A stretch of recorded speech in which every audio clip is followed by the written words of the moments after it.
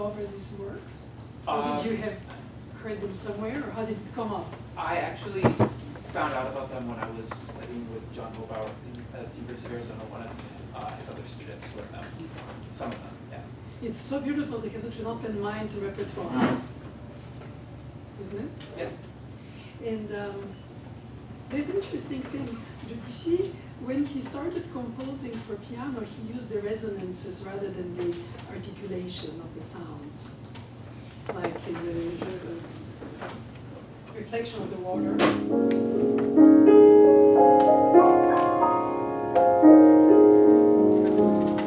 In Ohana, when he came to present these pieces to my teacher's masterclass, he was not that old, but he felt very intimidated because my teacher was sort of like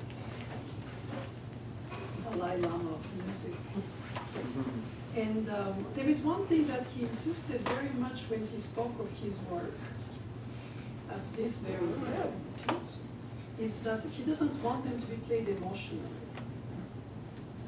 Which is a problem, because you play them with such intense connection, and since nobody mostly in the whole knows the piece, you don't have to suffer the dictatorship of the wrong notes. Yeah. And that's a very liberating feeling, Yeah. because then you start becoming the narrator of that storytelling that is between the notes more than the notes themselves because of the resonances. You attempted to voice a little bit, but not much, because I think you like the integrity of the chordal progressions. Yeah. Didn't I guess? Yeah. And that is another thing which composers don't like to say, is that they're influenced by somebody. Tell a composer something and they immediately shoot back at you. So if you tell him that his chords are like Messiaen, he would say, oh no. But of course they are. These kind of clusters that incorporate not only triad but also an appoggiatura all together. So it creates a sense of a tasteful dissonance. And it all depends which way you highlight it to appreciate it. In a way, the seconds are the thirds in other composers. And I noticed that when you had the trill très serré, which means very tight, you had a system of 2 hands. Yeah. Is it because you get stiff in the arm when you hold it? He writes with the first trill to play it between the 2 hands. Yeah. And in that specific one on the B flat, I switch from 2 hands and then I play it with 1. Yes, but at no point do you play trill. Okay. You play 2 notes. Yeah. Because you take too long to dip in the key of the one and the other and the one and the other. Serré means tight, that means many notes. So what I suggest for you to do is to play very close under the escapement. And we play the keys. You use 2/4, 2/3. 2/4. So the idea is to repeat to repeat before the key is fully up, in order to have more notes. If not, you will play. It sounded almost like a measured trill by Gould. He even did that for the Brahms concerto. But it is an interesting posture, because when I mentioned that Ohana didn't want emotion to be played through his music, he told us that for him this is pure music, not descriptive. But in fact, it's very difficult not to. Yeah. And so it's almost like the parents who smoke in front of the child and say, don't smoke. And I think this is exactly what happens, is that octotonic, arpeggios, resonances, all this French school of music that inspired him is influential here.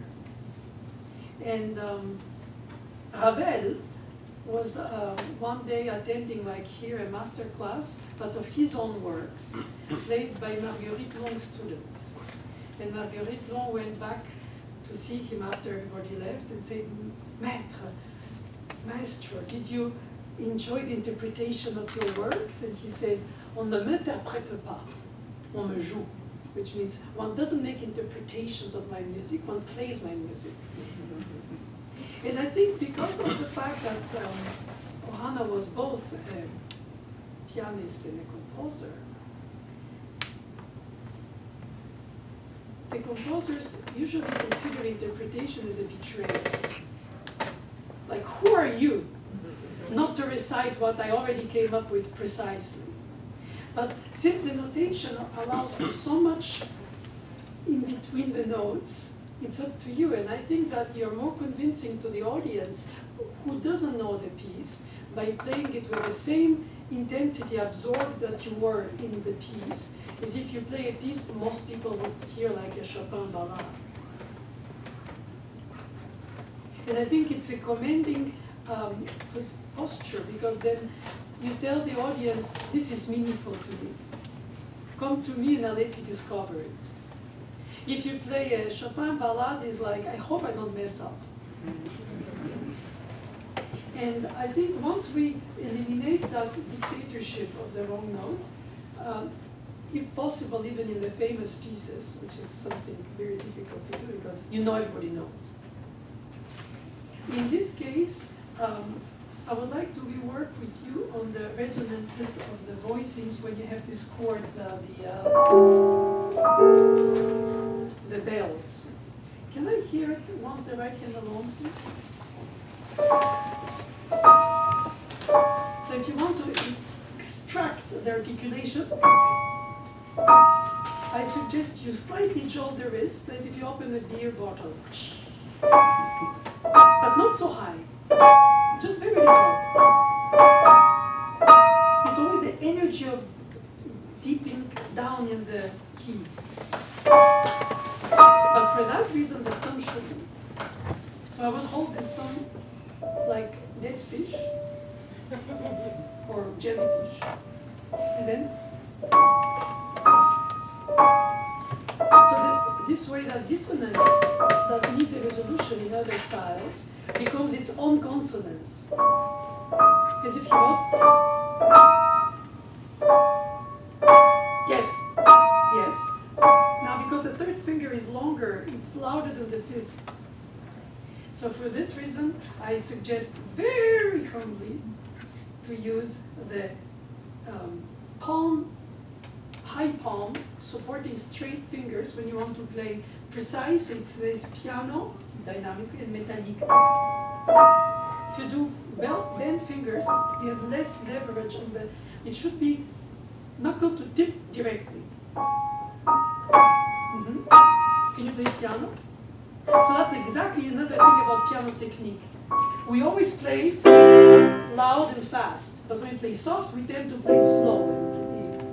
And in fact, to play this kind of very expressive whisper,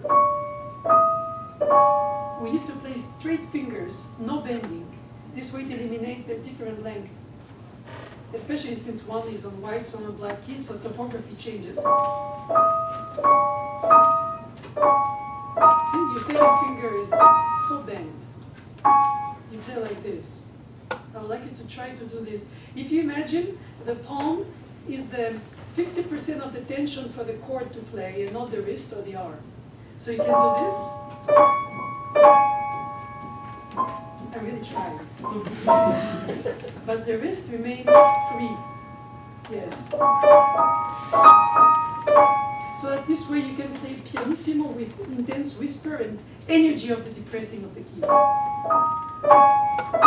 And at this level you can voice. And you can practice the voicing by playing the high note as fast as you can, almost like sharp, like an oboe song. And then staccato. Even almost scratchy. Yes. Until it's in your muscular memory to separate the touches, intensity by finger. If not, of course, once you put it together and you present it to the audience, even off without pedal, you're still at the stage where you enjoy the chords. And I would like you to, at this point that you know so well the piece, to start enjoying more the horizontal layers, like.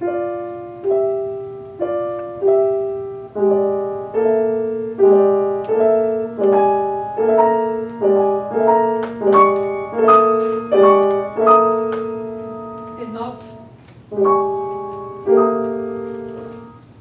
So Rachmaninoff had the same problem, which is not a problem, it's a problem for us, that he wrote very emotional music, but he played it extremely distant.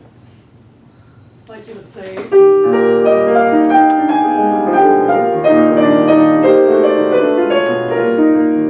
Matter of fact. And we all play. So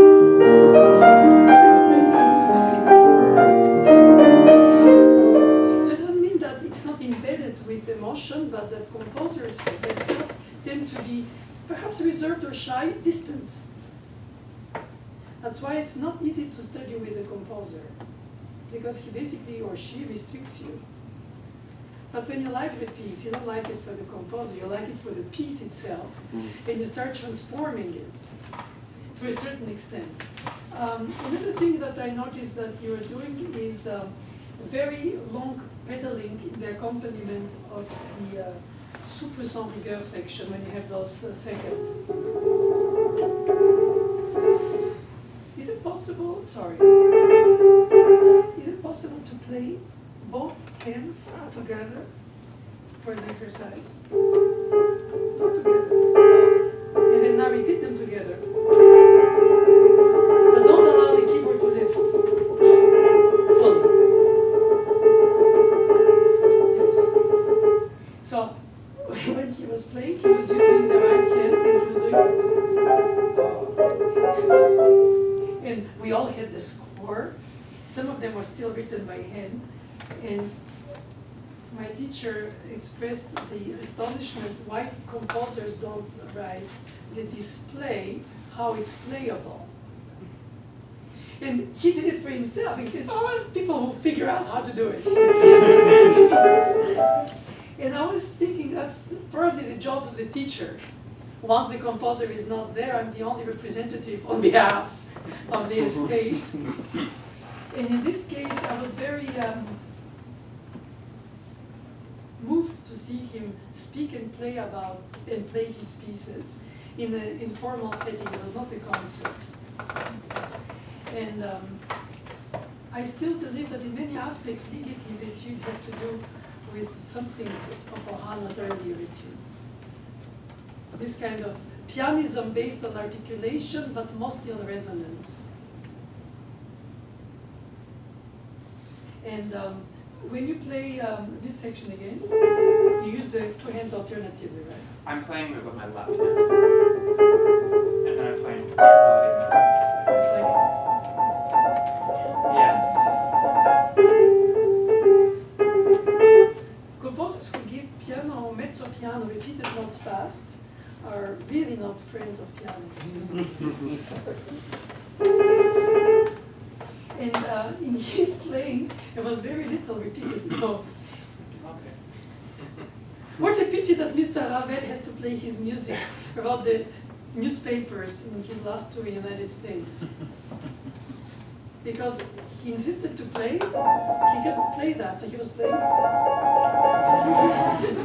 Schubert supposedly was playing according to his friends. So the composers have this kind of feeling like it's for the others. But then in terms of accepting the emotion in it, I think they are not very tolerant. I think Baroque musicians are not always tolerant with modern piano players. How do you dare play that on the piano? Composers, how do you dare play that with so much emotion? Or, yeah. I experienced this this year.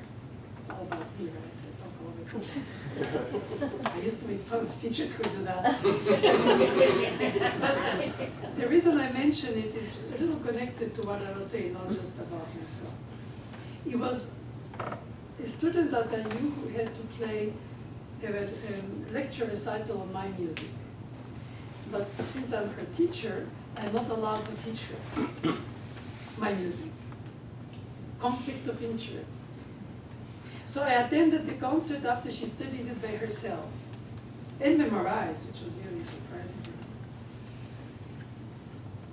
And I found that my teacher's words about being intransigent with yourself and tolerant with the others, it's the hardest thing to do, but it's interesting to do, because all of a sudden the piece was no more mine, it was hers during the performance. And in a way, the Ohana etude is not Ohana's, it's yours. And you own it. How long did you have to memorize? I've learned this last semester. Patterns? Sections? Yeah, that in sections, and it's very motively tight, I would say. So once I learned the first few phrases, it came pretty easy. So do you apply that also to more emotional music purely, like, I don't know, ballad by Chopin? Oh, you mean the memorization process? Yes. Yeah, I think so, yeah. So analytical. Yeah. That's so refreshing. And I think that it's refreshing because you do it on works that are not really demanding it. Because you can play them by intuition. Like,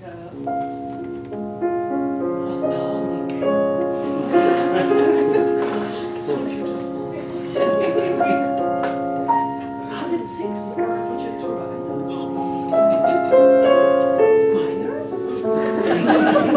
Oh, Concertura. Oh. All kinds of things. And my teacher would say, it's not what it means to you, it's only what it is by itself. And so when it's disconnected from that emotion, because we know it, it represents something that we've lived through, compared to if you play, it would go like that. But you played it with the same conviction. So I think in that case, I was really happy to see, except the trill and some of the voicing capacities of yours, yet not fully formed, to be practiced with hold and staccato hold.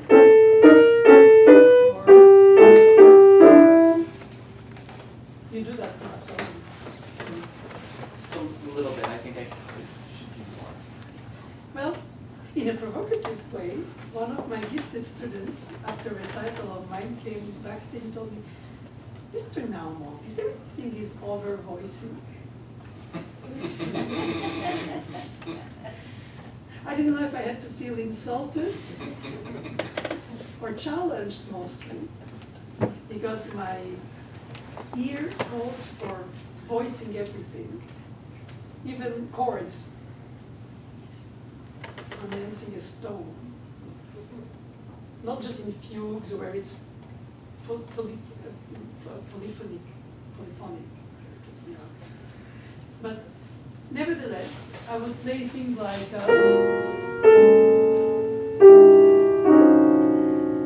it sort of gives a 3D version of it. And the dissonances are less frontal. It doesn't mean that I ask you to mild it up after all, and perhaps he wanted. But I think that until you present to an audience the ecosystem universe of a composer, just like the style of a writer or the filmmaker, you have to first enter in that sound projection. And perhaps to you it's too much voicing.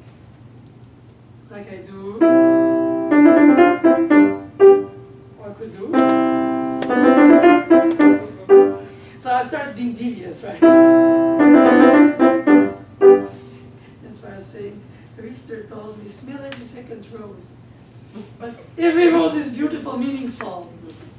And so voicing allows for bringing out something, and still, by not bringing out the other things, to hear them because they are in this kind of depth rather than only the energy of the playing. And I found that you're very, very good at listening to what you do. Do you take chamber music? Yeah. Blessed your friends who play with you. Thanks. In my experience, pianists listen to the others when they play chamber music until there is a piano section.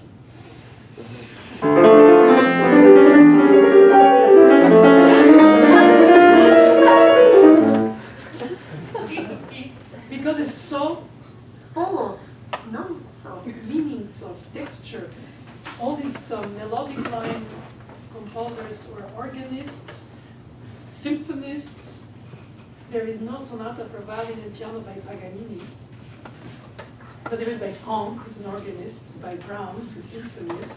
And of course, the piano part needs to be voiced. If it is too loud, then you play closed lid with the unicorda. But in fact, if you hear them while you play, is that you play to contribute. You merge in traffic. And I find that energy of your sound very compelling, because for the audience who doesn't know the piece, they realize that it's after the note you play that music starts. Like the very opening. Can you redo that, please? Because it's such a surprise. What is that? In Oiseau Triste, Ravel does wait on a B-flat stinato, and then all of a sudden, and he starts directly on the cadenza parta. So you surprise your audience, but immediately what was more interesting is how you played the two echo chords, if I may call them, that follow that. Can you start directly on the chord?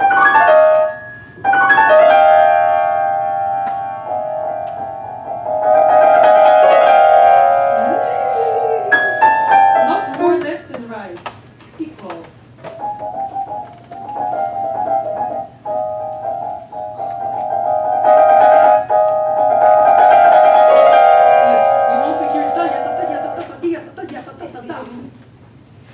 And it should be because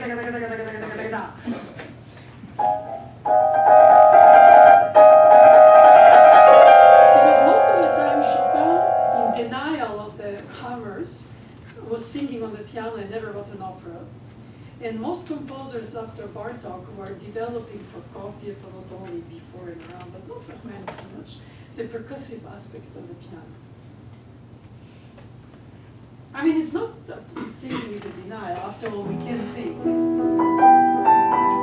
The decay already happened. So I have to go pick it where it was dropped, to rise it,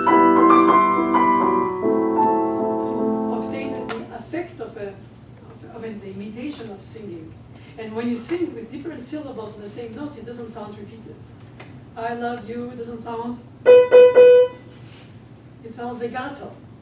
And because they want to imitate singing, then they imitate the singing with the repeated notes, which is not very easily done to sing with the repeated melodic note. Like,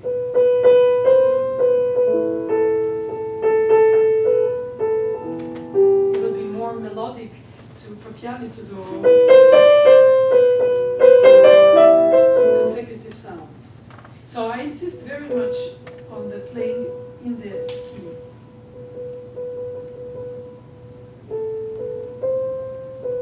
Legato, to overstay, you're welcome,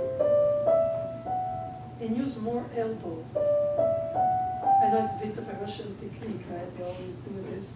Magnetic tips and throwing.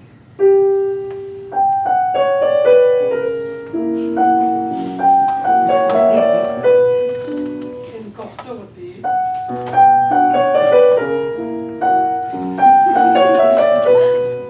The French style of piano playing in between the wars was considered a pearl play. Je pyramide. Pearl necklace falling on the diamond, on a stone floor. Whenever the Russian style of piano playing was thought to be constantly legato, constantly inside the keys.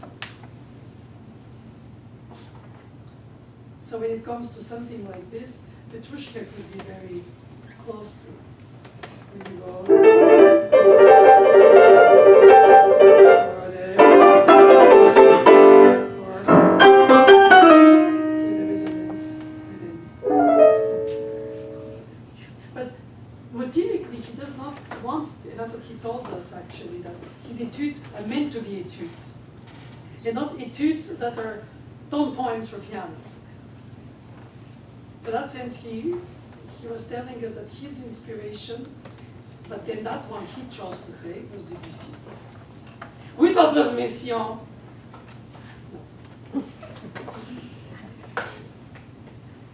It's very difficult. difficult to speak to a composer because you feel like you're aggressing him when you say something about his music. No, it's not supposed to be like that. Though in retrospect, hearing you play with such inspiration, these textures of his, I'm sad that you can't play it for him. Yeah.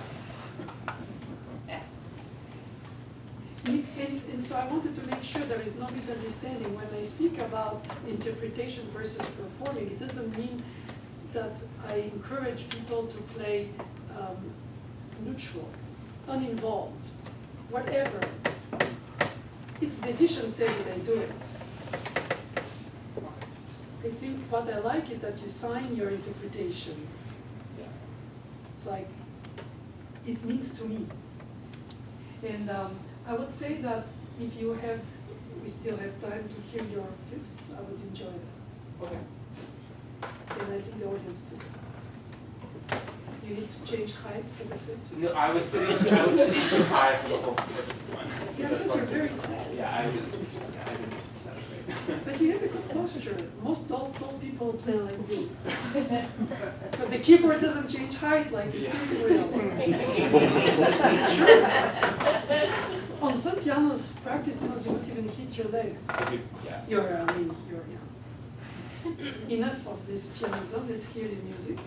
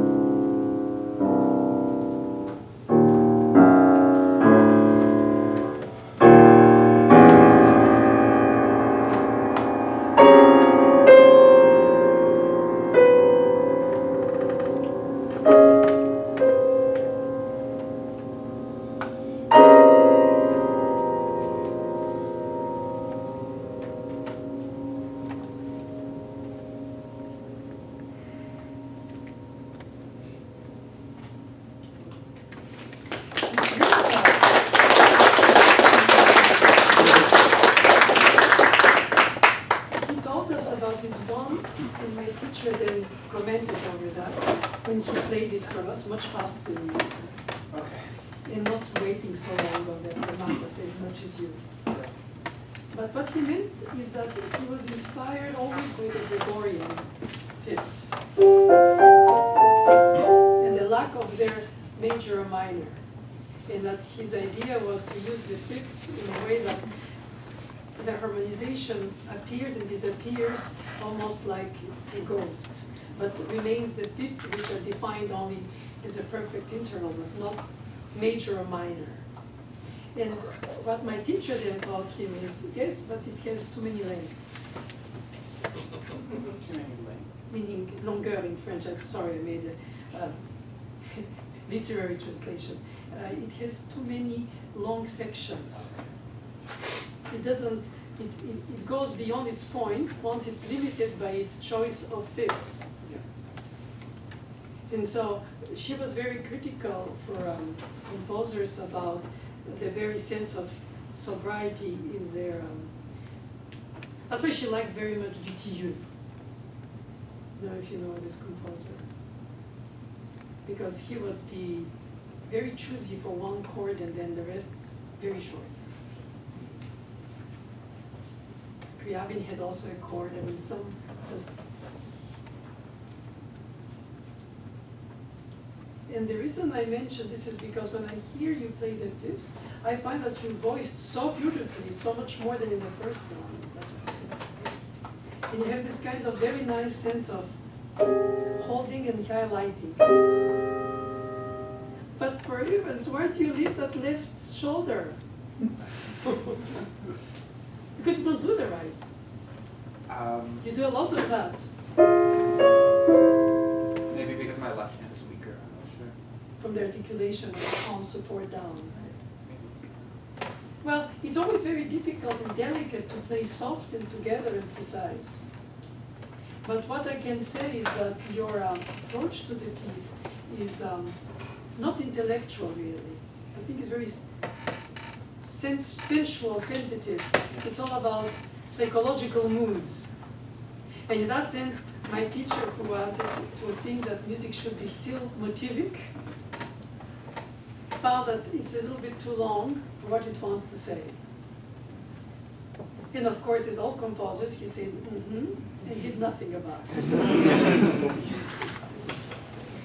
One day, for the bicentennial of the United States, Bernstein played a piece that he composed for orchestra and voice, Songfest.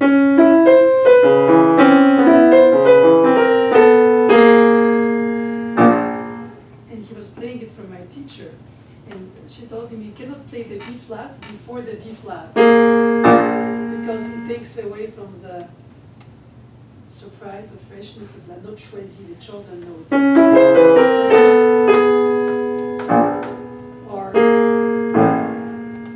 And he mentioned this with a lot of enthusiasm after that to many people. But when you hear his piece, it's still. So I think that already performers don't like to be asked too much about their interpretation. The rubato, the note this, the legato, the pedal. But composers forget it. It's like you insult your child at the parents-teacher conference. You know, your child is not really following well what we're doing in class, but he's perfect at home. So in a way, the problem of the composer who plays piano, and that's another question Mademoiselle Boulanger asked him, is does he compose on the table or on the piano? And he mentioned with the pencil in the mouth.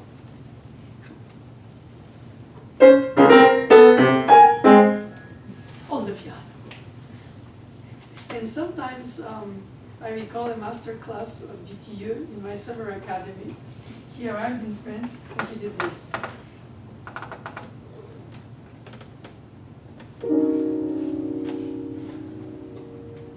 We should have lunch. Literally, except it's a bit longer. He did this kind of capacity to absorb the resonances, not only for their impact, but all what they do in their interaction of the harmonic waves. So a bit of a contemplative composer. And I think it's always a problem because Didier, who was a terrible pianist, married his Clara Schumann, Madame Joie, Geneviève Joie, who premiered his sonata. So he had his pianist voice, like Schumann had Clara. But when you're your own pianist, like Ohana, like Rachmaninoff, like Mettner, like Scriabin, you consider that your way is the only way. But then you see in the child conference with the teacher that the child is different in different places. And I think that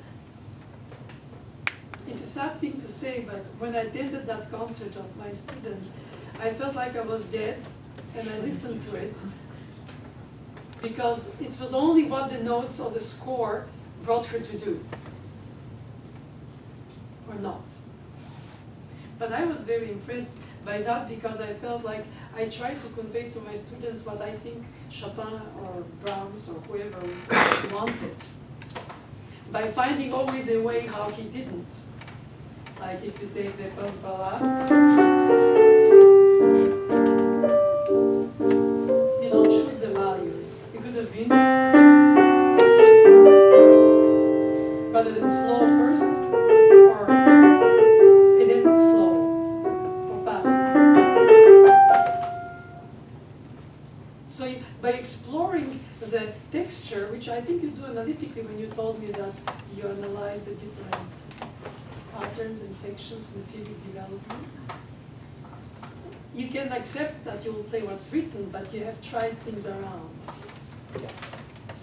And in a piece like this that is not as famous today as the Ballade de Chopin, not yet, perhaps with you, through you, yeah, we need performers to believe in us meaning the composers. But when you're a pianist composer, the composers consider you lousy because you play piano. And if you're a pianist and you compose, you're not serious. Besides, everything was written already. What's the point? And so you always have this kind of ambiguity because you play most works of composer pianists.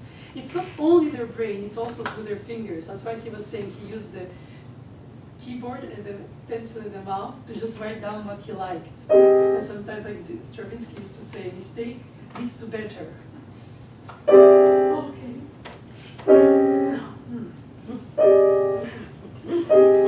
And this kind of search for the note juste, the right note, is a very interesting pursuit. It's almost like reverse memorizing. You play a piece that you haven't even heard yet, which you compose, but just start remembering it from somewhere. I find it fascinating because then you become, even as a performer, the composer in part.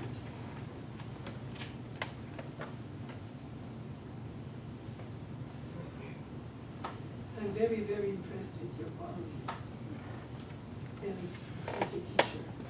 Suggesting this piece also, not only teaching it also. I think we should applaud. He graduated 2 years ago. I just became aware of them when I was with him. Because the harvest comes after the seeds. Yeah. In my opinion, it takes 20 years.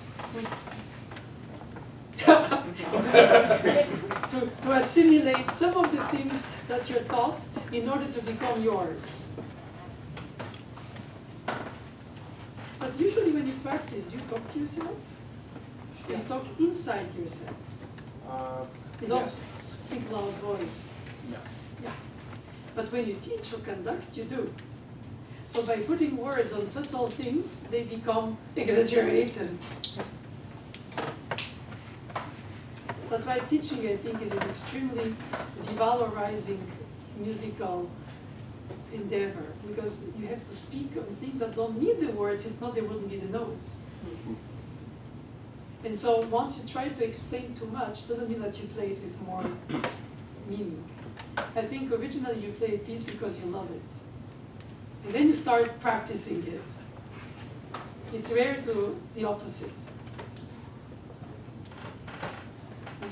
especially when the piece is not as known as famous repertoires yet. But I think you might change that fate of the piece. Congratulations.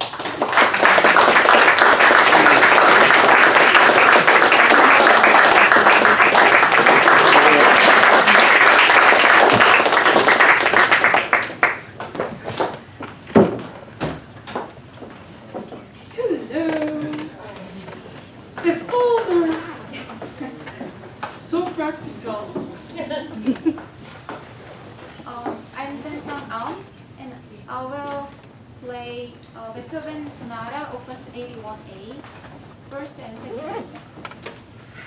Do you know the French name of it that Beethoven gave to it? In French. That means It is adieu. No. goodbye. No? Farewell. Because in French, A is tu and Dieu is God, which literally means still God. So when you leave, you say adieu because you don't know if you're going to return. My teacher used to speak to me as a child, I guess, but the modulation doesn't occur when you take the train, but when you purchase the ticket. So you project yourself, and in this case, Beethoven wrote this is a program music for once, because he didn't name the moonlight, and Appassionata, Appassionata. But this one he chose to call his adieu in German, Nie. Louis van Beethoven even signed his works in French, because it was considered in the 18th century age of enlightenment was considered the language of culture and philosophy. French, oddly to you today. If you write a book in French, people go, oh. The problem is that if you translate it in Esperanto English, you know, Facebook English, the Esperanto that didn't make it, is a language that was invented after World War II to avoid a third. It unfortunately failed. But the fact is that universal language is the music itself. So when you put a story on it, it's even more. And the Les Adieux is what you say when you send some beloved person on a trip. And the first three notes represent natural horn sounds. Sometimes you hear them in hunts. Or in Scarlatti Sonata. They used horn to hunt.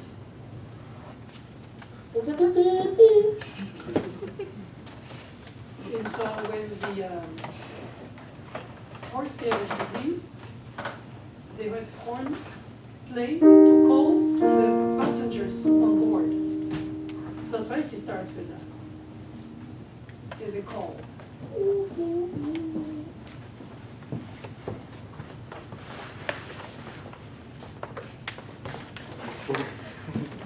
We met at 11 a.m. Yes. I still remember it. It's very nice. So, what tempo do you want to do here?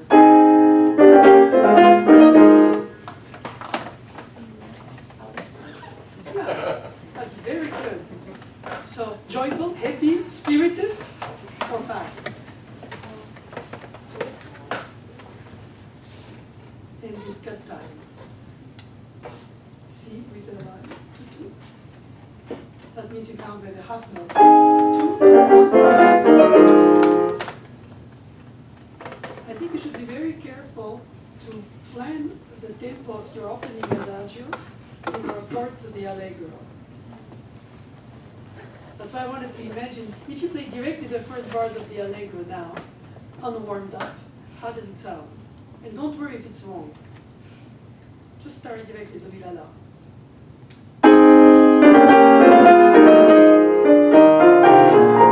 Now we'll hear it, what tempo you'll choose after the introduction.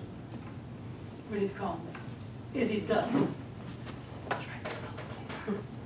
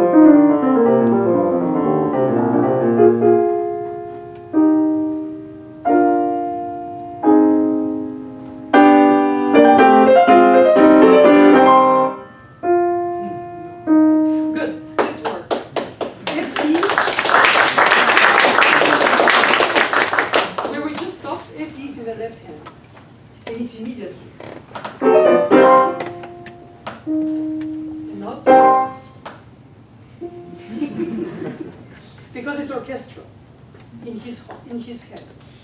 So you have winds or strings, da-da-dum, da-dum, the horn. So you want to have this very modern for his time. The audacity of the 18th century or 19th century is very audacious to you, but it is very much of a cut-off. Prokofiev, when he does it, is more.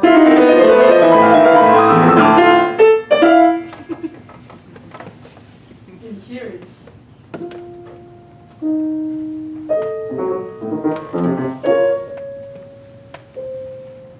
So don't be afraid to make it immediately without delay when it's a subito piano. Because it happens to be only yourself. But if you're an orchestra, they're always will play it while all the others played the other section before, so the piece continues with the different ensembles. Basically like patchwork. Another thing which I would like to work with you is to never worry after you leave this room today about this. Would you like to never worry about it? I'm eager to help you. Can you play? No, not just that. But at the third note, you lift the fingers, but you keep the fingers straight for the imprint. Then, directly from this. And then, separate it in 3 groups. In each of the groups, you slightly jolt the wrist and you start. Sorry.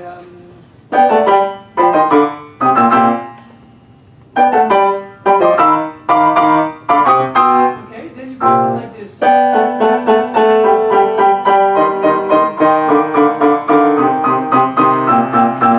Hold and poke. Hold the first, yes. Hold the first chord, yes. And staccato the second chord, holding the first. Without anything else but the fingers moving. And then, after the A chord on A, yes, and then the B. So.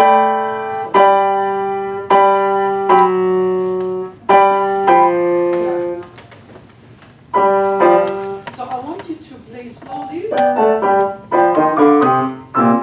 interruptions.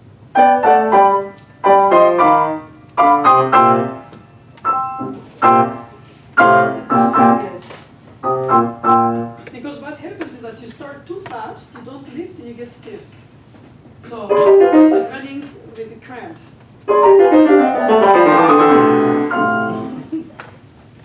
There's always something about repeated notes in composers. Would have been more easy. But it's not. And so I super jolt the wrist. It gives me the energy to finish it when I'm tense by lifting. The tendon gets relaxed in between. Ta-ta-tam. Yes. Yes. Yes. Mm-hmm. And when you will play it as it's written, you'll still think of it in cells. And not the unwanted accelerando. Do you know how many audition people play this piece for audition? Almost everybody. And the teachers always hear that section and go, oh, okay. Now, Beethoven was not deaf yet when he wrote this, but he didn't write it for piano, as I like to say. He wrote it through the piano. Who can play SFP on one note on the piano?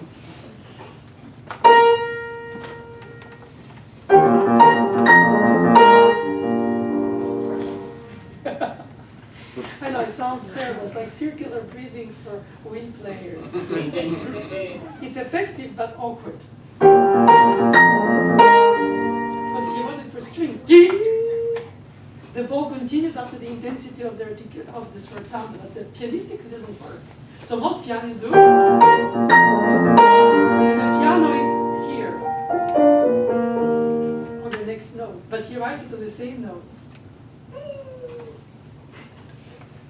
SFP in one note on the piano. Did you want to try with the pedal trick? We play it silently when you lift the pedal.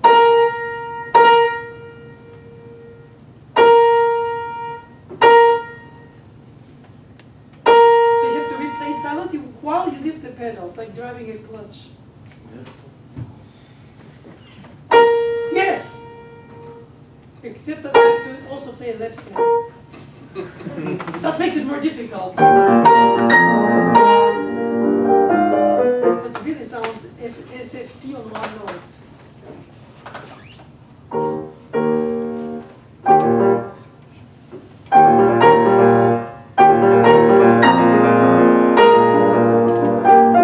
Here you have to refold it.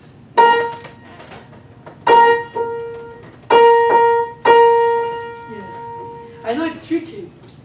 Then the other, that at least is possible, even if you're awkward. But now let's look at the last part. What do I read? Sorry, photocopy cuts of the digital lines. He writes crescendo on a whole note. Of course, all pianists do.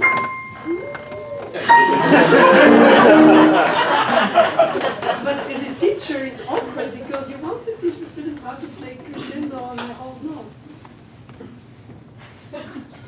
No vibrato, extra, you know. I was thinking, that sounds cheesy, but then it sounds recomposed. So basically, it's not written for piano. Imaginary piano. He used to do more of those when he became older in the sense of his deafness, but here he could hear it. I think it's part of the composer's will to say, it doesn't matter to me, this limitation. I want to fly. I can fly just because I'm Beethoven. And we are in trouble to realize that. Now for the introduction, you know what he did so beautifully is the slow tempo. Except every chord or every note came later than we all expected. Like we are sitting with you and we hear, okay, not yet, okay,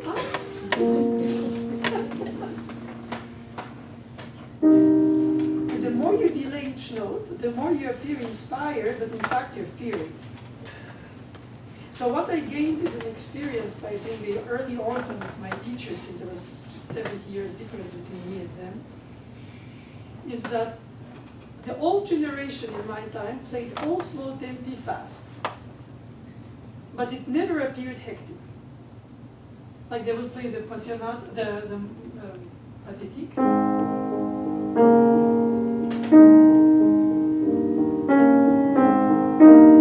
And the reason for which it sounds still calm is because there is no unexpected accent that comes up when we don't control the keyboard. But if we take it slower, we control more. And this, and then we pair in this, and we pair in this. So we have to anticipate the articulation in order to play faster without the accents. It's a touch control thing. And I would say that if you play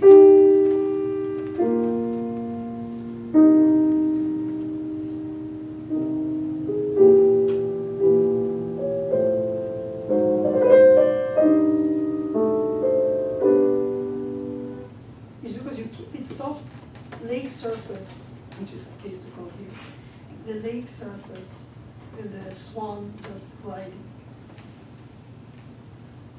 But underneath, the legs move. Originally, adagio was in 2 words. Ad agio, which meant at ease.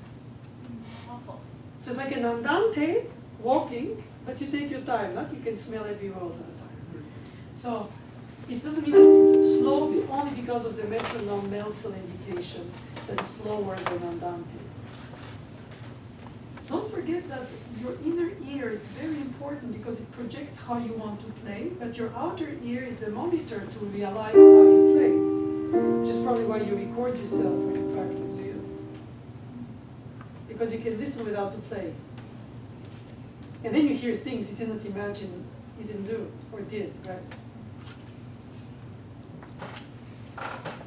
I go back to my piano technique suggestion to help students play soft, precise without holes and together.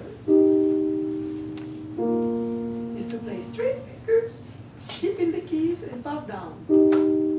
Don't be afraid to sound loud, because you won't use the weight of the arm, just the natural push of the hands, palm, tension support. So don't play slowly down because it's piano. Play fast down, but only from the feeling.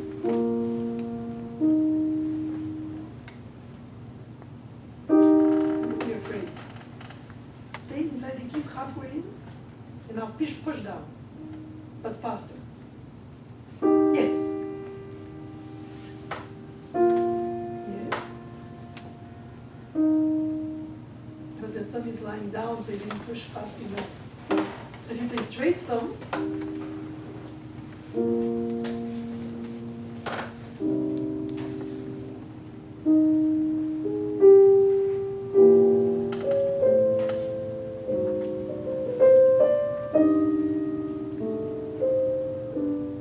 so truly he didn't write pianissimo.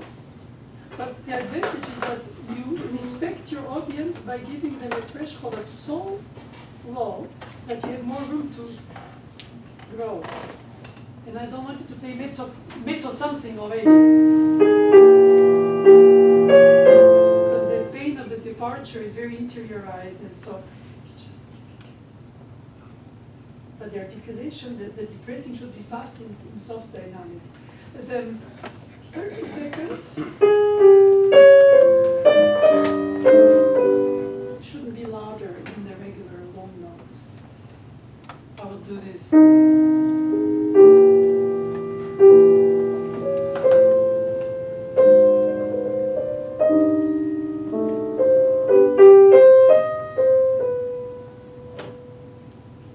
blue notes.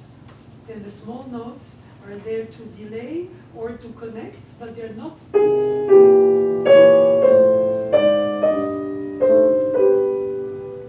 It's like, oh, yes.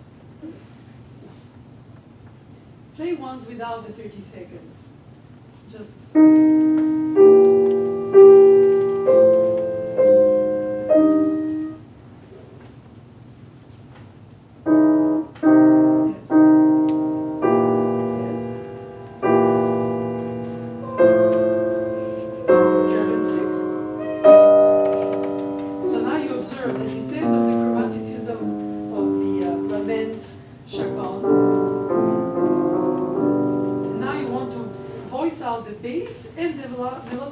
Without the decoration.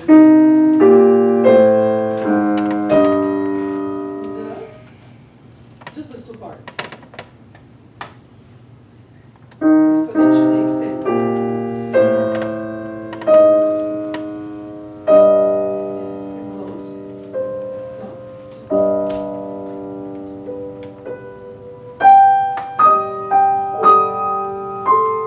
without the C.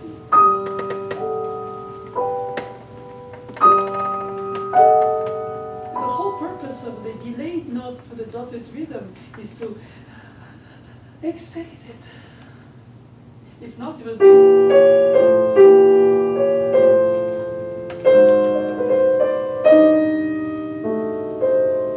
This way you have a thread that goes directly to the audience.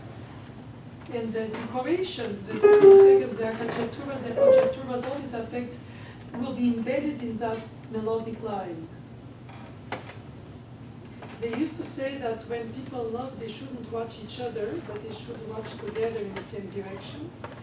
I like that idea also for piano playing, is that you don't play just the sound for themselves, they respond to you, oh, so beautiful, oh, so meaningful, oh, so this, so good.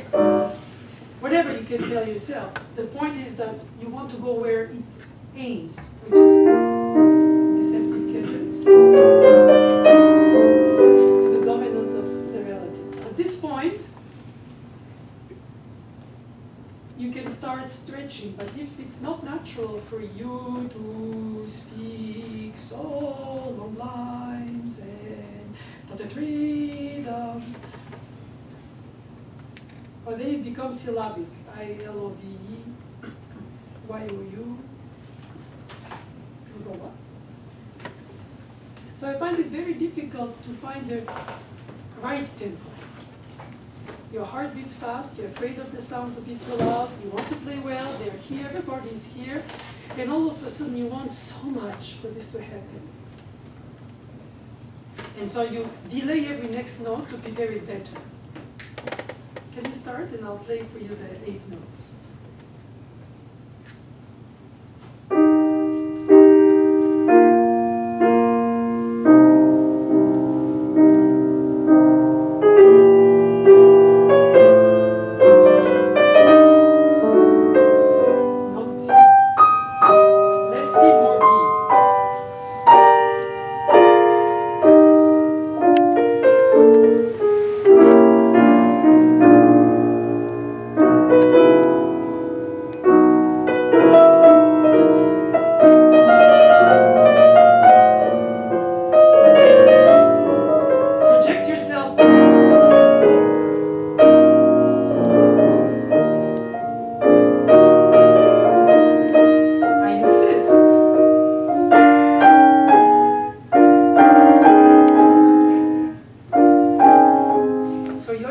When I started this, turned to me and to totally destroy me.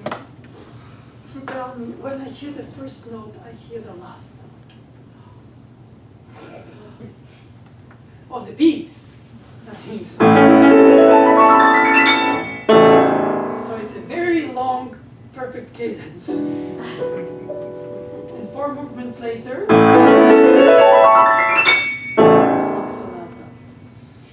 so this kind of Zen concentration that allows you to project yourself to the utter horizon.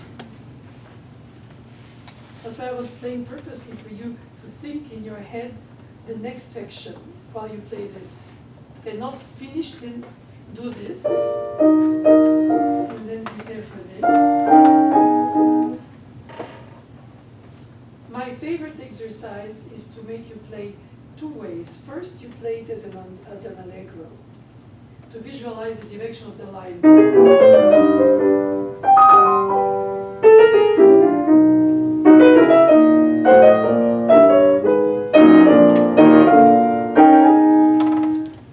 So you don't doubt, because you speak in regular speech tempo. You don't stretch every note and sound natural. And then progressively you play slower after you have played it faster.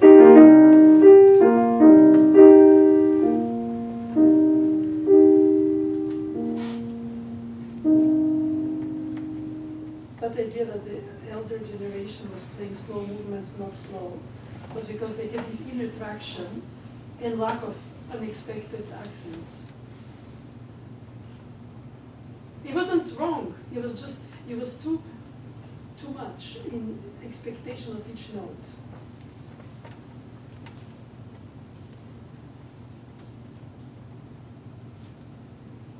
And speaking of the allegro, I have the desire to give you a play from here.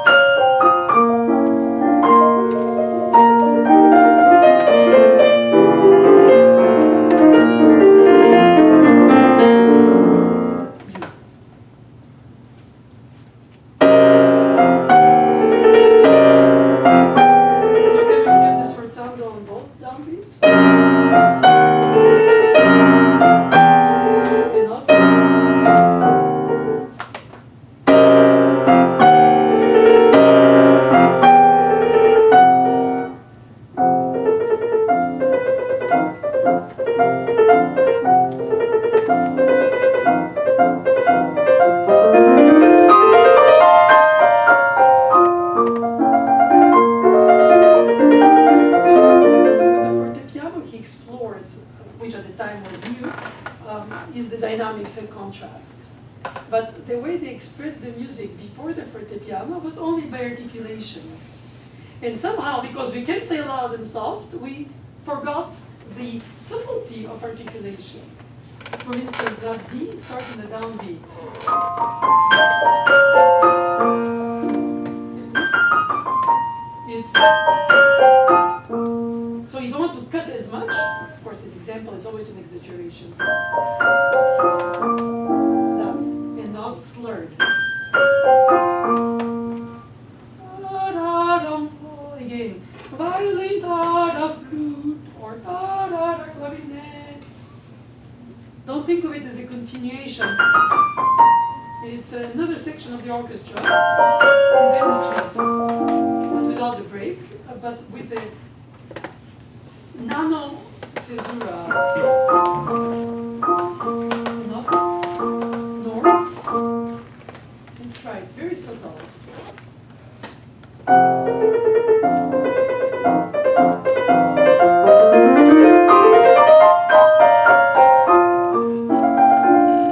All you did is slow down. You want to do? Take off the pedal of E flat.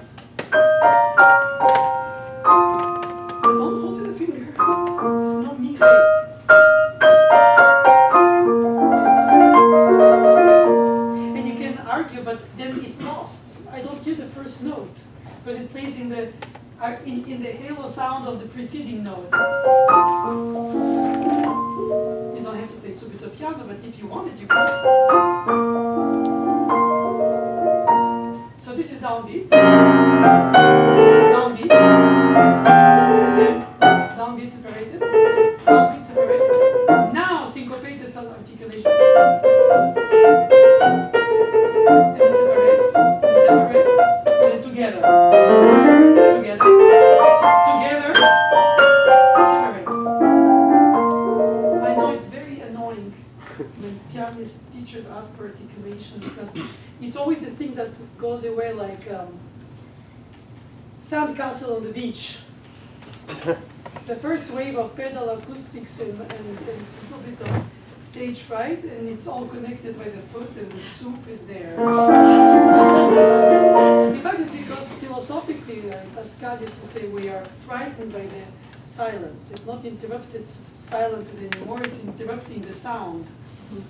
But the sound should be interrupting the silence. Can you play the right hand alone from here?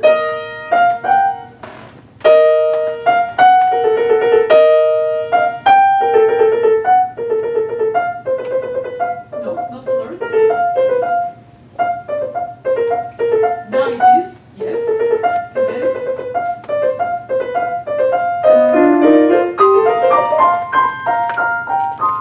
No.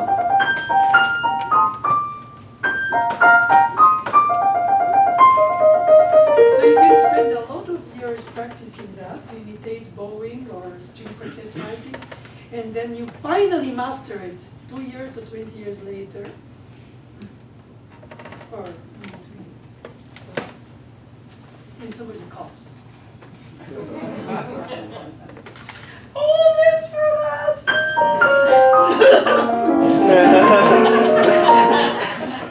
So it puts a lighter note on that kind of endless search for the articulation perfection. We will hear it more clearly in the development. Do you mind if we start? No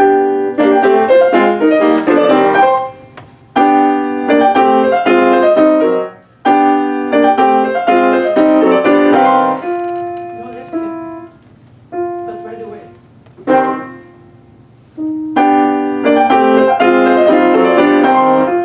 As if the F was there, and it only appears when you cut the tutti.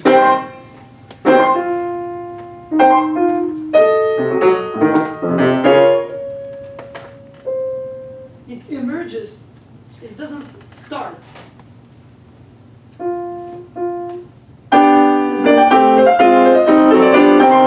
Yes, in. Too in. Too loud. In. Yes, exactly, it's a repeated note. Yes,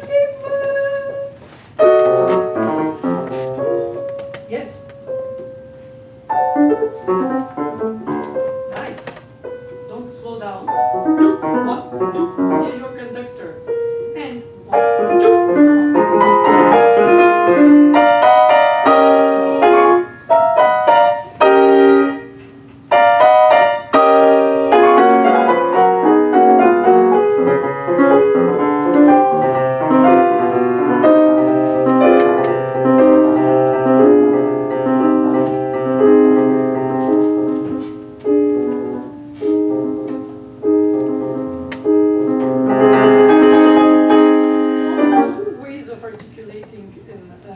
Musical thought. It's either upbeat, either downbeat.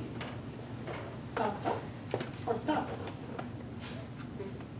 Like you don't play. Or you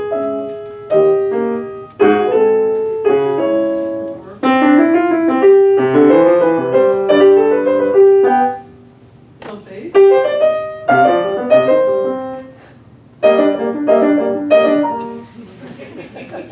So most of the Western music is upbeat, because it lands on the downbeat. And when they want to be assertive, they go downbeat, then they make the different articulation to say, I start on the downbeat, and not as an upbeat to.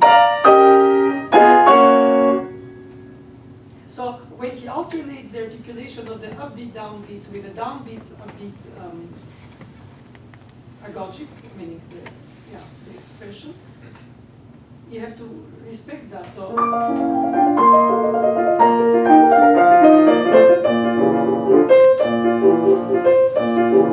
and not, because we tend to slur everything, to sing everything. In the later romantic era, you have this long run-on sentences. Don't leave me, literally. The phrase. It's not finished. I have so much to say. I can't take the breath. It doesn't matter if chromatic descent. I'm still intense. And by the way, and this. So the expression of Naoumoff, Chopin, of these romantic musicians is on the length of sound, of the length of the phrase that is constantly going on. In this early Viennese, or you can still call it early Viennese school, it's more clear cut. And, da, da, dee, da, dee, da.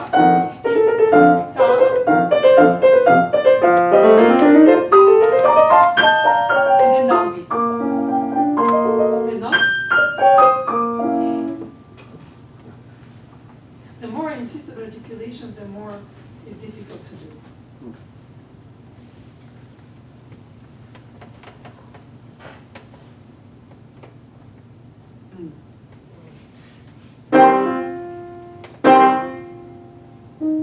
It's like a muted horn behind the curtain.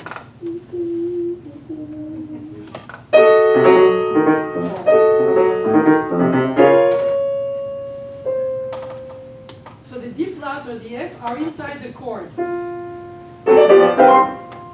and just appear once you cut the tutti.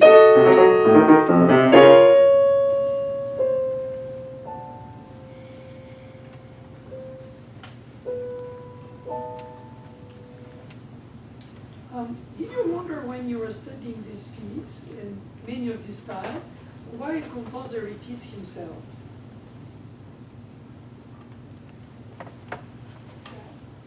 Could be. Yeah. Okay. Yes. Okay. Yes. 1, 5, 1. Yes. Yes. What? Perhaps. What? Where? Where's it all leading us? It's almost like an improvisatory free-fall moment. And then go to the thematic material. But all this improvisatory, you have to just let it flow without any impression that you repeat anything. Can you take it from here? Yeah.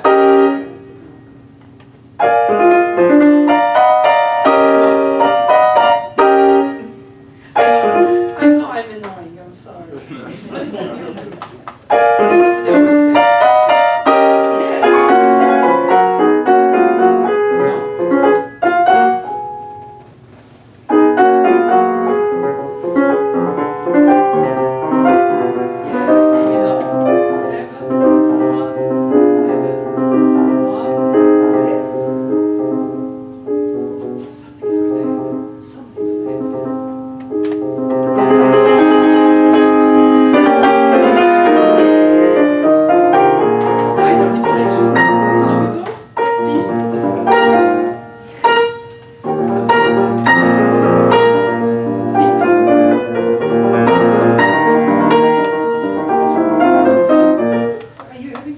for a jury exam recital?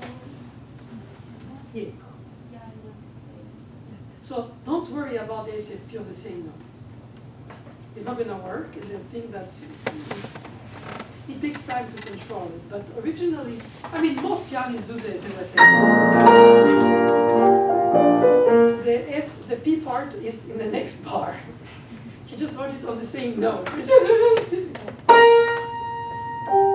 That's why I don't want you to take that risk in front of the audience. I always very careful with my students because I like them to express the maximum of what I think is the juice fruit, meaning the meat of the piece, so to say, all that. But then I don't want them to be backlashing on them, the jury, because some people will say, what? In the jury, what? Next! So that's not fair. But after many years, when you do a scholar presentation of the piece, you can speak about it. SFP or C. Seems much like it was a test. Sorry, totally unrelated. But anyway, I would like you to play for us the coda, because of time, from the end of the recapitulation. No, you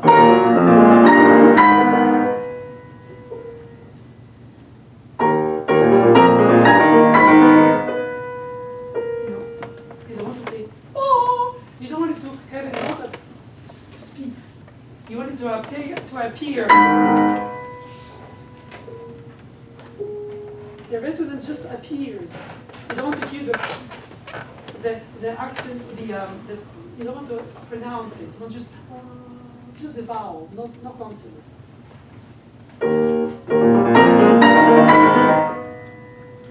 Not bad.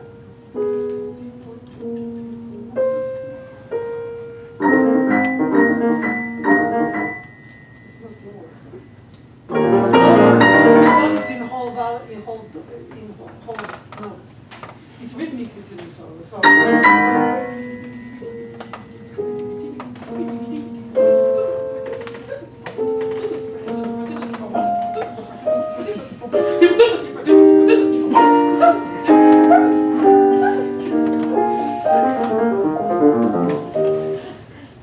Do you count loud voice when you practice? But you sing your counts, but you play your counts. Like, do you do 1, 2, 1, 2, 1, 2, 1, 2? Or do you count staccato and you play anything else there? 1, 2, 1, 2, 1, 2. You sing. Oh, that's You really staccato? I don't want to embarrass you in front of the audience, but could you give us an example? I just use metronome. Of course. Herr Melzel, 1820s Vienna. Did you know? He didn't invent it. He marketed the metronome in his toy store in Vienna for mechanical dolls with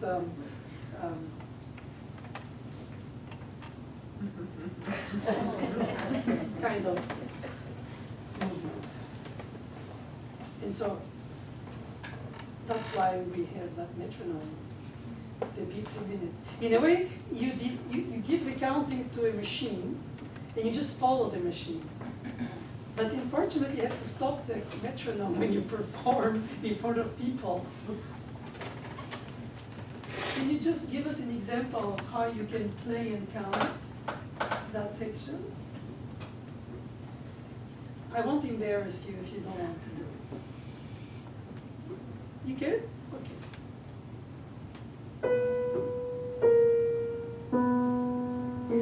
Where do you laugh? 1, 2, continue.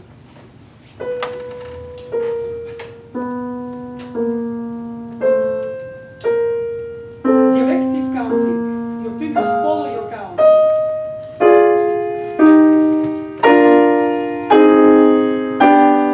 2. 1, 2, 1.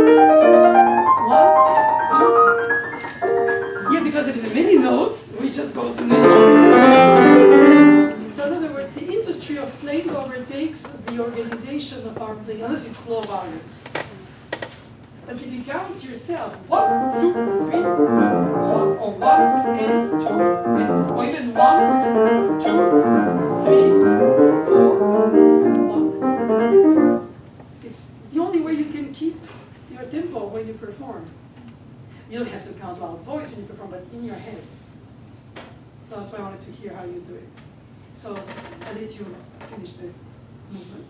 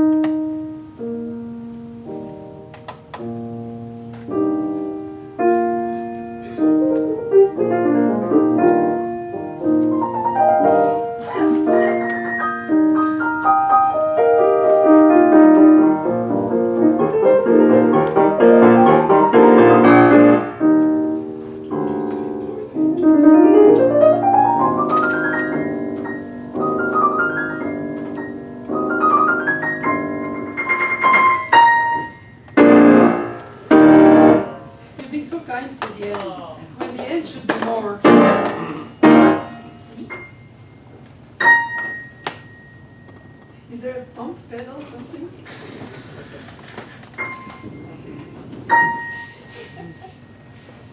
But honestly, when you read that the first time, didn't you think it's a nonsense? So what did you assume, that Beethoven lost it that day, or is it the publisher, or?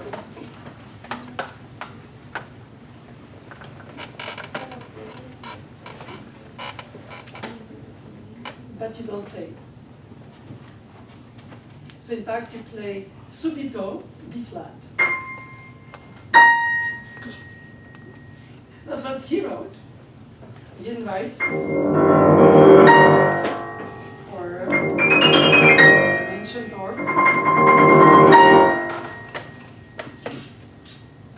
Or perhaps you'll do one day your own edition and make them do that. Thank you.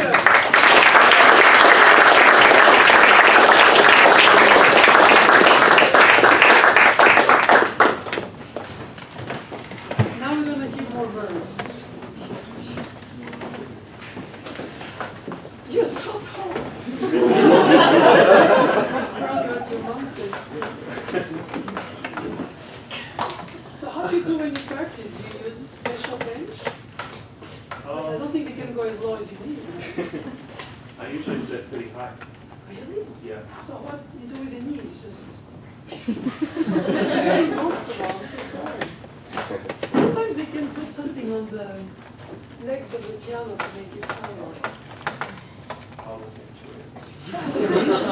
But obviously you didn't need that until now. You solved your situation. Okay, let's hear.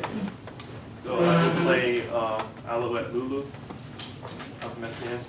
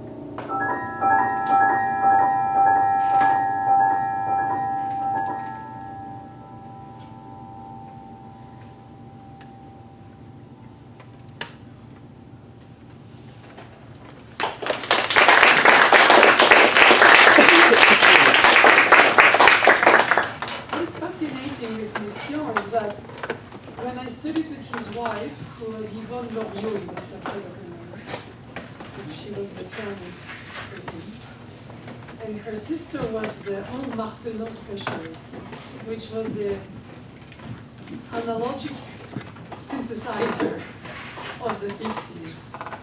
It's a French invention that didn't make it, except that Messiaen uses a lot of it. Yeah, because of the sister of his wife, who was the world virtuoso of it. And so Yvonne Loriot was his not first wife, her second wife. She was a student of his. And when she was teaching at the Paris Conservatory, he could not play Messiaen. I assume it was the case for Clara with Schumann's works during the 40 years after he died or so.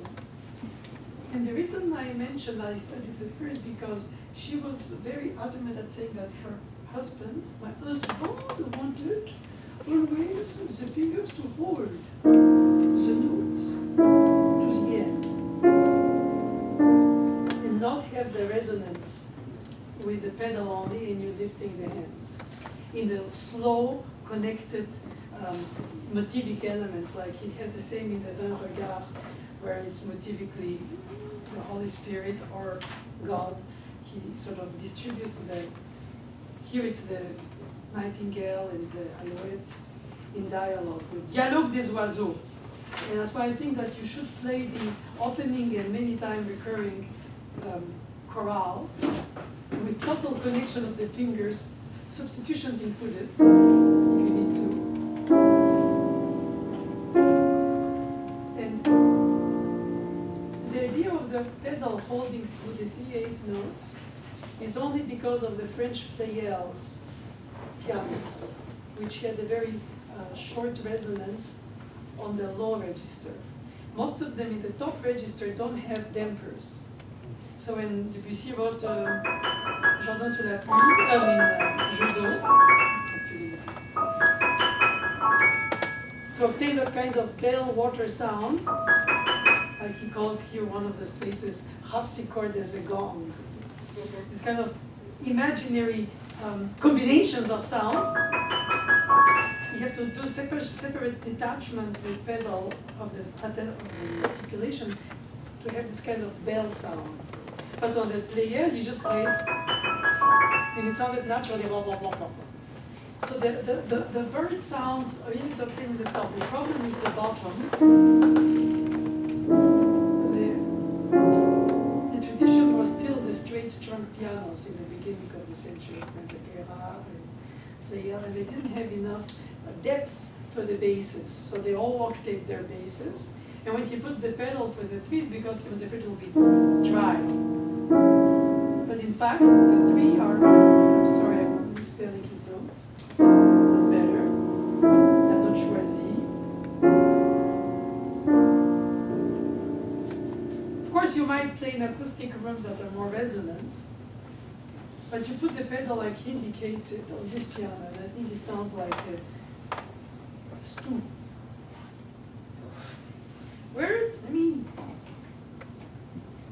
So something appears. So I understand the halo of the sound is good, but I don't think it's good when it's blurry. And that's part of what she was saying when she was saying to hold the fingers is a finger pedal before you put the pedal, regardless how much. Can you try to play more fingers and more changing pedal?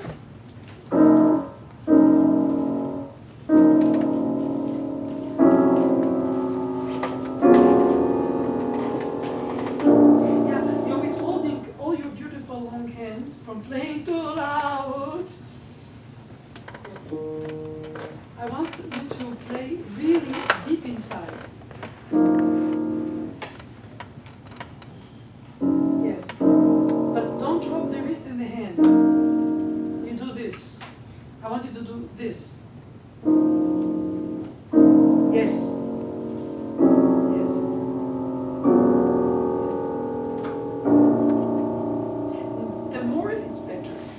To my taste, and I hope to yours, but perhaps you'll find how much sauce to put in the pedal. I was thinking about the bass note. The heavier the action, the edge that you have to play, the more the edge you have to play the keys. Like when I teach the Liszt sonata, I ask them to do this. Hold it by the tongue. And if you play soft, because they're so heavier than here, and you play them in the middle, either they don't speak, either they speak too loud. So this. Do you use 4 or did you try 3? Too loud, right? Yeah. It's amazing, with your long fingers, you can do it anyway. You can do 1, 2. Just to impress some students. Oh, okay. My mother offered me Chopin's plaster made on his hand on his deathbed. It's so scary. And she told me to always hold it next to me when I move somewhere, and so I have it hanging on my wall in my office in Bloomington. And just to satisfy the students' desire for comparing sizes, I make them put their hand on his. You couldn't know the joy it presents for them. Oh, I have a better hand than Chopin. I have longer fingers, or oh, I'm just like him. It feels good. It doesn't mean much. But generally, what I meant to say is that if you think of playing the low, heavy keys from the edge and quick down from inside, they always speak. Yes. Exactly. I'm stopping notes, I'm sorry for this. Now, when you play the bird question, the duet, can you play the accent note with a bite, almost like as if you're going to scratch the key and turn the finger under the hand?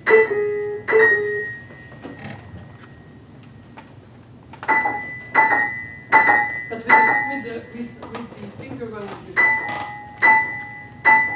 So 3 and 2 would be straighter, and 2 and 3 would be scratching. But right now you do this, you will bounce like a ping pong ball, like this, and then you will go there. I want it to retract. And then play directly, immediately on the straight finger of the piano. I mean, the non-accented note. Rather than Yeah. That's the Rice University 1925 presentation of my teacher where she tells them the dissonances of yesterday are the consonances of tomorrow. So in the case of Messiaen, in order to obtain that bird sound, he always writes it in nines, as you noticed, to give you that resonance extra than if it was.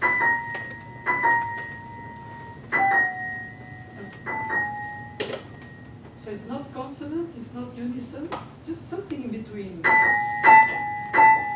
I would like you to hear the B flat and G sharp in the left hand really come out on the echo of the sparkle 16th note, 32nd, so exactly. Yes. Can you play the B flat and the G sharp earlier? Yes. Yes.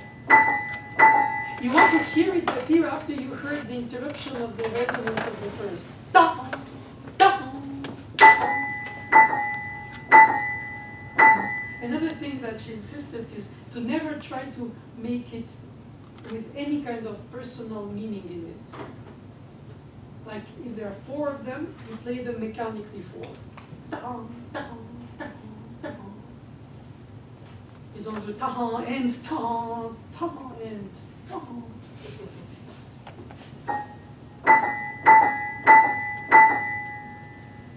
then you chorale.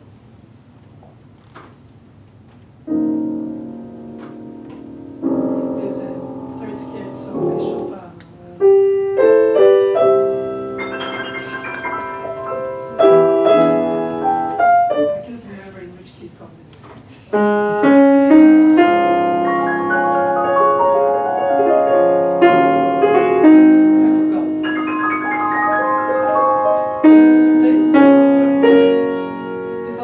Of chorale and then can you shift quicker and anticipate not to delay so much after the chord when the birds return? Very good sound.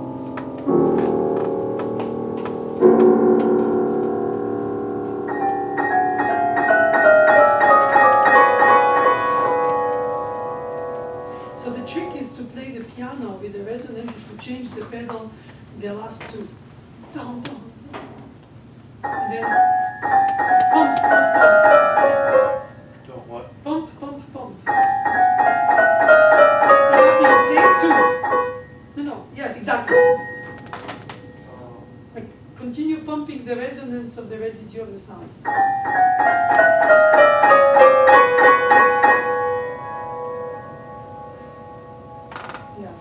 It's a bit like a theremin that what old Martineau is. It's kind of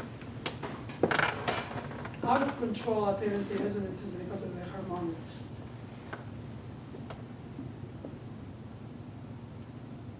It's a fascinating piece in terms of timelessness.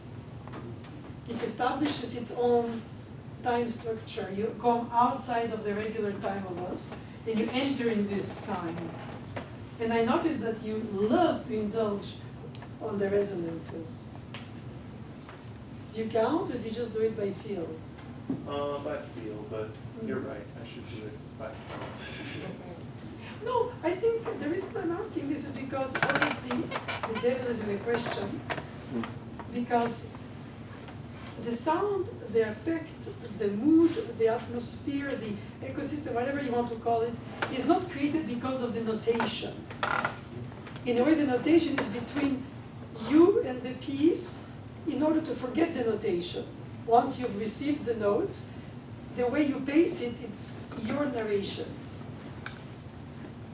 And so, when I say, do you have a feel? I think, honestly, it's preferable to have a feel, rather than count.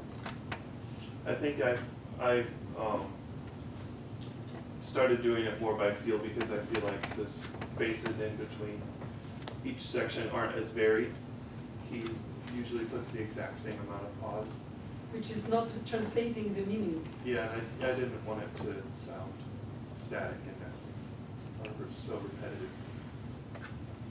When Bartók did ethnomusicology and notated word-to-mouth tradition of Balkans, where he notated in each village the singer, the last, so to say, generation that received it from oral skills. I mean, oral tradition, right? Then, of course, he notated it in solfège style with bar numbers and subdivision 30 seconds and stuff. So it could be Western notation recreated, but it's not recreatable. It's like many music of many countries, they have their own quarter tones and whatever, even pulse and rhythm and the sense of time. That's mostly what is the most difficult to find. Perhaps you'll do differently if you play it in a more acoustical room, meaning resonant. It's beautiful if you're acoustic together. It's very clear to understand what you intend. But I think if you play it in a place where it's like a church kind of acoustic with high, let's say, leaves, it might, yeah. I was thinking a lot about the Rossignol section, especially these repeated notes in the left hand. Do you use a wrist? Because at first, I noticed that your fifth finger doesn't repeat as much as your thumb, most the second.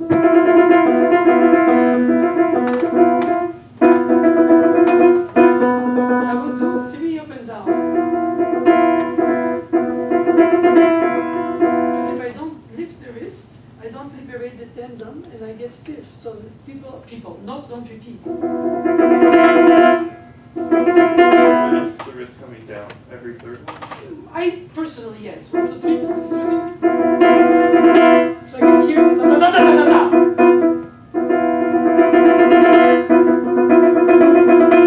Yeah. Ideally, the 3 tips should touch at the same time. So when you reverse, you have the form. Booking form.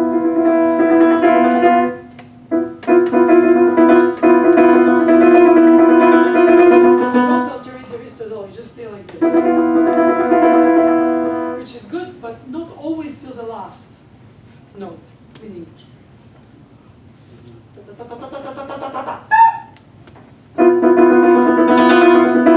And by doing that, your fifth finger is louder than the second. Basically, it's not controlled. You could try What'd you do? 2. You could. The problem is always the wrist. With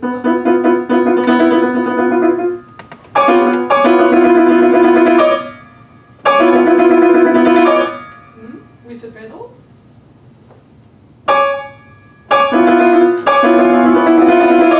See, you play da da da da da da da da.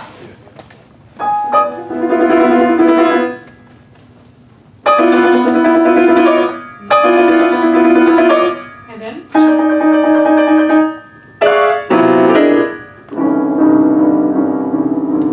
this is the harpsichord gong, right?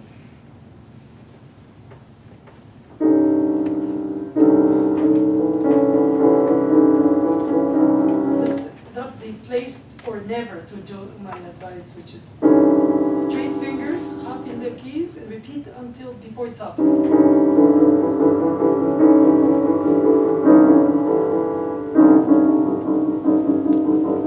almost the soft version of Stravinsky's Radio Spring.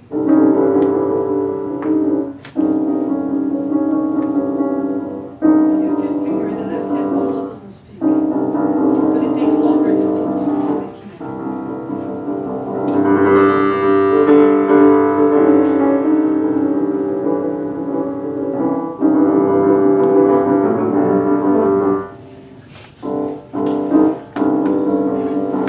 Yeah, I see. Do you take the D in the left? Yeah. You could do this. And then this. I don't think it helps. 2, 5 helps. Sometimes it's difficult to repeat the notes when they are stretched. Well, not yours, it's not stretched, obviously, you have small fingers. So that's not, yeah. You could almost do this. Rather. Compared to.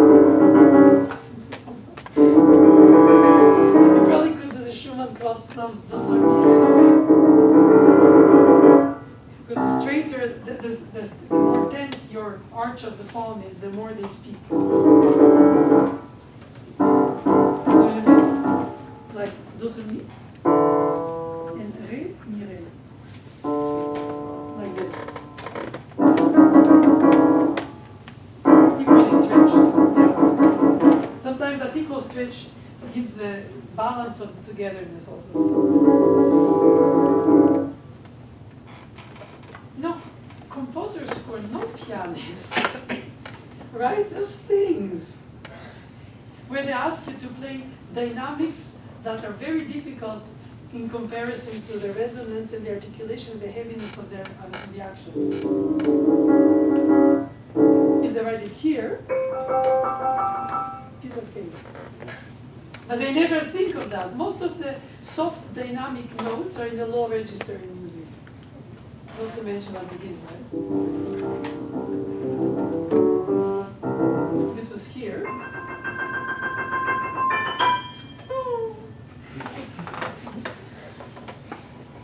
but you know that because of the heaviness. Another thing which I would like to work with you is all these 2x2s. Down, on. The next page.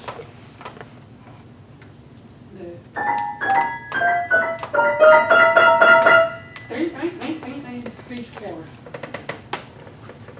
Down. More articulated in 2x2s.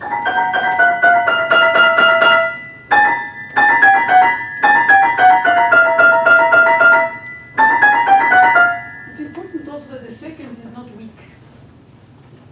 The first more, but the second not weak.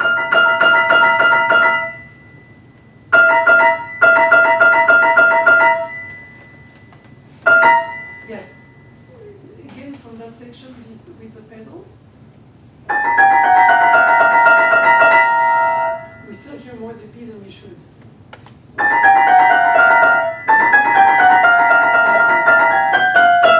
And the crescendo towards the dissonance of the E.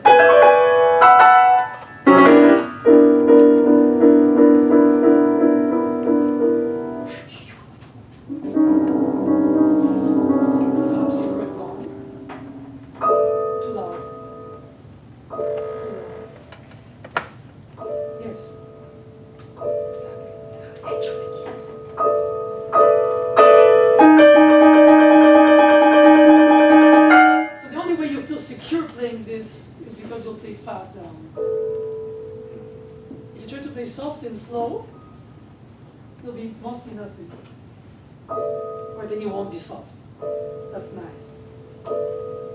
Now the violence to forte.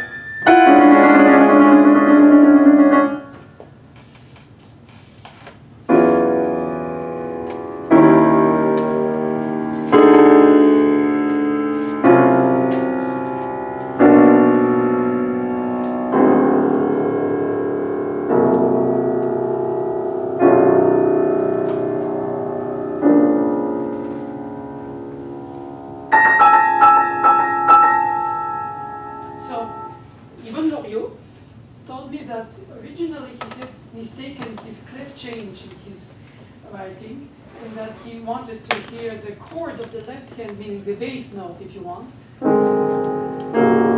with this.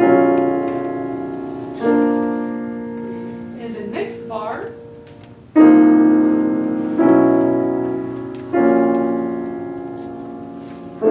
sorry, F, and not A. And then we changed the clef for the bird, and then the last one as well. Is it? What the piece? Sometimes beautiful piece, regardless.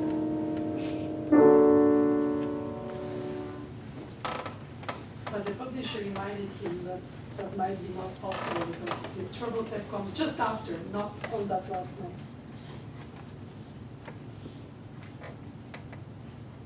She was actually a very independent-minded woman. You would think she was just under the spell of the composer husband. And I like that kind of discrepancy because sometimes it happens and we don't know. There's a similar place in a violin sonata by a piano part, which sometimes can sound better in the same interval clef. And you have some recordings of Poulain playing it, where he's playing it in the other clef. So sometimes composers don't see if they forgot it or changed it to the wrong place. In the original ideas of the notation in those days, we had many staffs on top of each other for piano. So you don't have to change the clefs, you just maintain several layers. But of course, you cannot not play.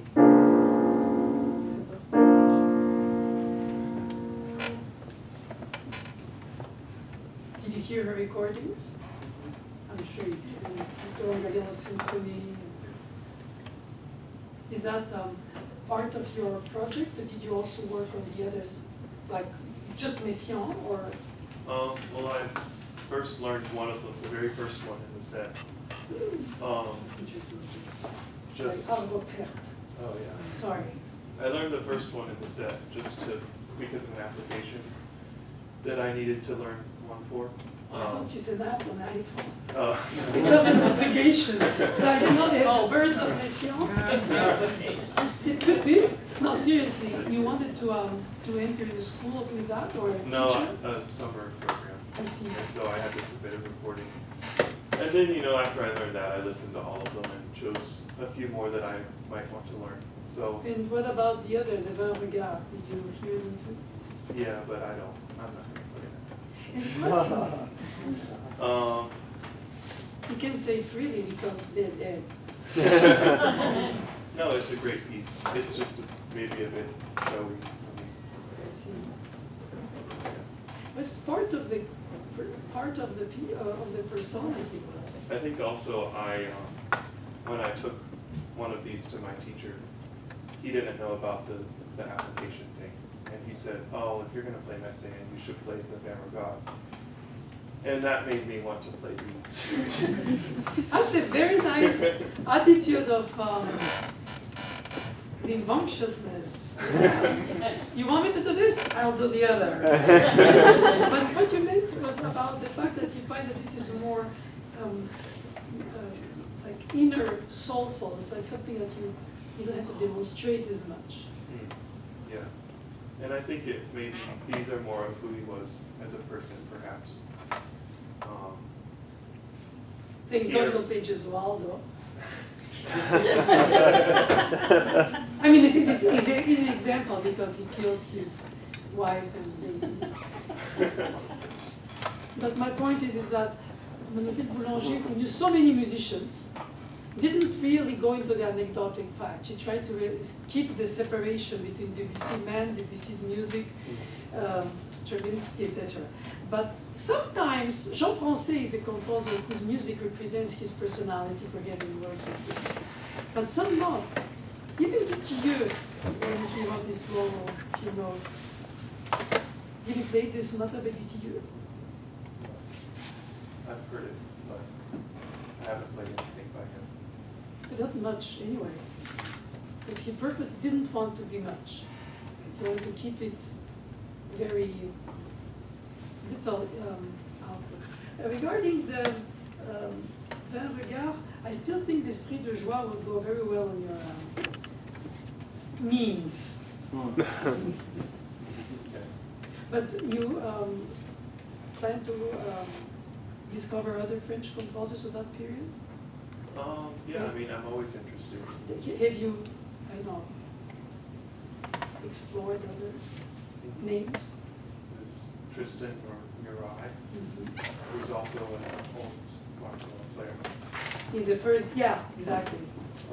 Yeah. And I think the problem is that in order to enter in their musical world, you have to leave this one. You cannot just enter in a Tristan and Murai piece and come out like in a Schubert song. It leaves you with deep scars, psychologically and emotionally. And I think this is the main divide that happened in France at the end of the 20th century, is that the power of that tradition from Saint-Saëns forward, and then the desire of Debussy and of some composers to break the mold because they felt they choking in it, this academic knowledge of French music.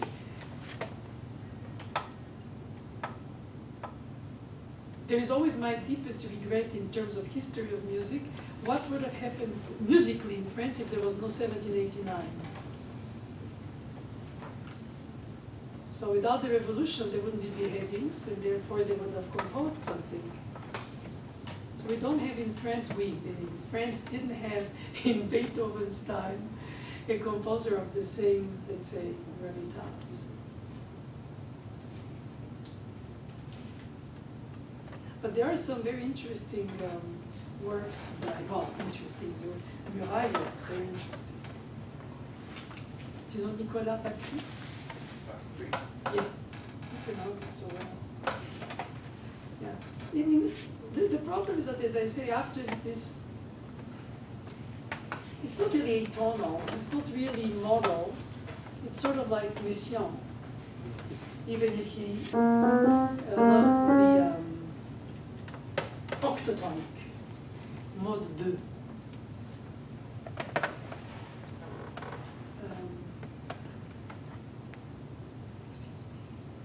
Laurent Petit-Girard. I haven't heard of that, no. Writes a lot of movie music, but it's also very much an orchestration-wise continuator of Berlioz, but with modern needs. I always try to remember how they must have been in 1925 in Rice with my, at the time, 50-something, 40-something-year-old teacher, perhaps in the late 30s. Taking so many transports from France to go to Rice University and talk to the kids about modern music in France. A year after Fauré died, she was talking to them about the major minor thirds being dissonant in Monteverdi's time, which is not really easy to imagine for our years of audacity that it represented. Oh God! And Stravinsky.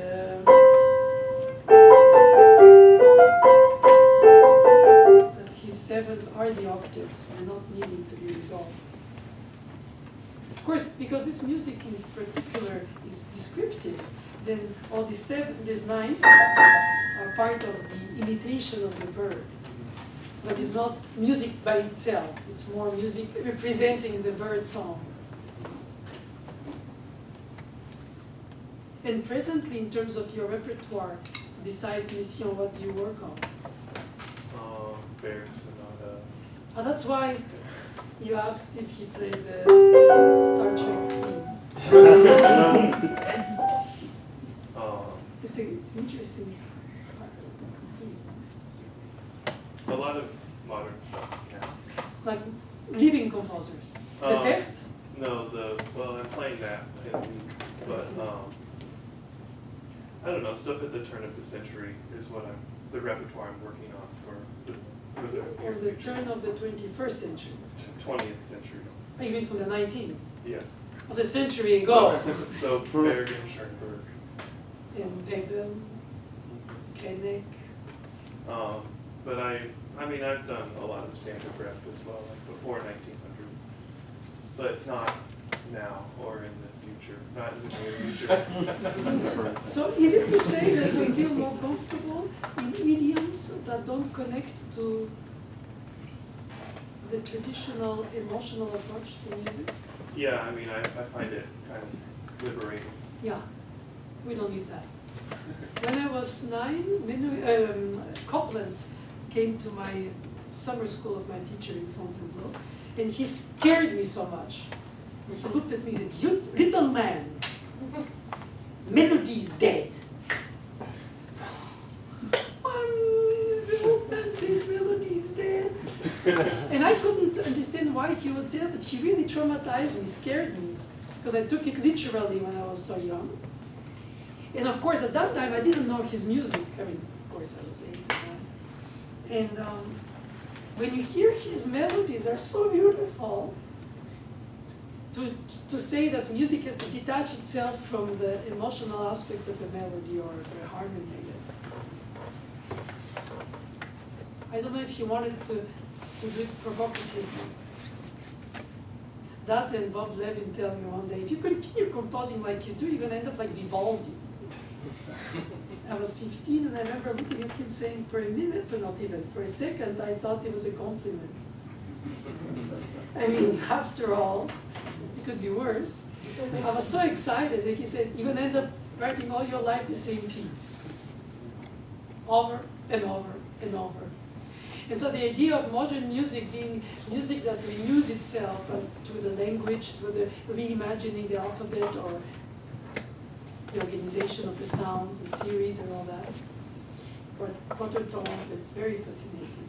There is a man that teaches very little, but who is very good at the deep knowledge of all these different, not only techniques, but also languages of piano writing, is Jay Gottlieb. He lives in Paris, he's American for the last many decades, but he's always only worked with many composers for the last, I mean, all the Ligetis and everything. And one day in my academy I invited him, he demonstrated that you can play a voiced cluster, which I really don't know how he did. But I mean, the idea of a voiced cluster is almost like an impossibility.